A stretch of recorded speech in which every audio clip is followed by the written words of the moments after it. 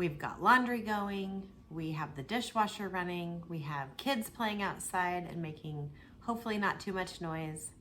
So if you are ready to be around for all of that, let's get started.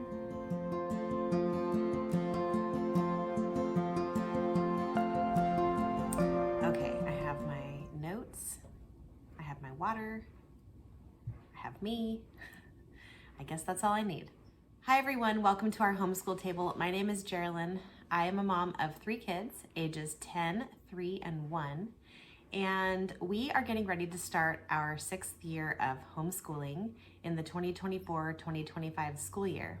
So if you would like to hear how we are slowly starting our school year, grab your glass of water or your cup of tea or your cup of coffee, grab a load of laundry to fold, and let's talk about it. So like I was saying before, we are starting our 6th year of homeschooling. I was a kindergarten teacher before I stayed home with my daughter to start kindergarten with her. And one of the things that we always did was we would start the year really slow. First, we would have the kids come. We would actually only have about a third of our class at a time. And it helped them to kind of get used to our classroom and the expectations of how to be at school and things like that. So when I started homeschooling my daughter in kindergarten, I figured that we would do something kind of similar to that. And we would slowly start our school year by having our first day of school, of course, and looking at all of the new curriculum and things like that. And then we would kind of start with certain things, but wait on others. And so I have done that every year since my daughter was in kindergarten, and it seems to go really well. It looks a little bit different every year. So today I'm going to show you kind of how we are starting the school year this year. So we have 5 main parts of our homeschool subjects that I kind of break it down into. We have language arts, math, Sunlight, history, Bible, literature, science and health, and then enrichment topics. So what I decided to do is I made a little graphic to put up here so that you could just kind of see visually what I'm talking about. But those are the 5 things that we're going to be adding over the course of several weeks. So when I'm filming this video, it is the second, well, it's the first full week of August, but the second kind of week of August. And we aren't technically starting our homeschool year until August 19th. But I decided that after looking through the History Bible Literature program and really thinking about how our homeschool runs, we really only like to do school Monday through Thursday. But the Sunlight program is 180 days. And if you have used Sunlight before, it has a lot of books and a lot of readings, and it's really hard, in my opinion, when you get the 5-day program to condense it down into 4 days because there's so much reading.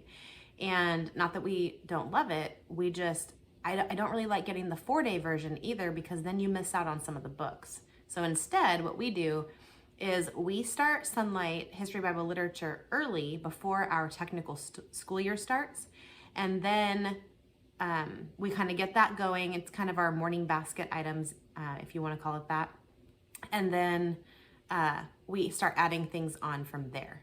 So our first official week of homeschool is August 19th, but the 3 weeks before that, so the beginning of August through next week, is what I'm calling weeks A, B, and C. So I'm going to put a little graphic up over here. So for weeks A, B, and C, we are doing Sunlight only, which has our Bible reading, our the books that kind of go with the Bible reading. There are some devotionals and the Case for Christ, and then some history reading and a little bit of geography and some timeline work where you just put these little timeline figure stickers in your timeline book. So we are going to be doing Sunlight, history, Bible, literature for those A, B, and C weeks. That will help us so that we don't have to go as far into next summer as we did this summer. And so that will kind of help us with not doing school on Fridays as much, because we'll have some of those days already finished. So then in week 1 of our slow start, we are going to do sunlight just like we have been, and then we're going to add language arts. So that is going to be copy work and dictation and some narration, both oral narration and written narration. Our Reading 5 program from Christian Light Education, and Fix It Grammar, level 1, the nose tree. And we're not starting brand new with that. We're already kind of, I think we're 10 weeks in already. So she's gonna be starting on week 11. So that's gonna be all during our first official week of school. So we'll do sunlight and language arts. Then during our week number 2, we're going to also add math. So for math, we are going to do our Memoria Press multiplication flashcards. We are going to use our Kumon workbooks for multiplication and division. Those are kind of her warm-ups that she'll do independently. And then we are also using Matthew C., the Epsilon book, which is for fractions. And so she will do lesson 1 in that. That will be our second week of official school. Then Labor Day week, we will be doing school, and my husband has Monday off, so we will probably just forego school that day and then do school on Friday that week instead, so that we still get our 4 full days. We'll be adding science and health that week. So for science, we're using How to Be Good at Science, Engineering, and Technology.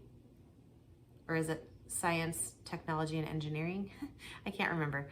And also health from Abeka, which is the Health, Safety, and Manners level 3 that we are about halfway through so far.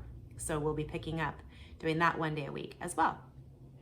Then during our 4th week of our slow start, which is our final week of adding things, we will be adding our enrichment subjects.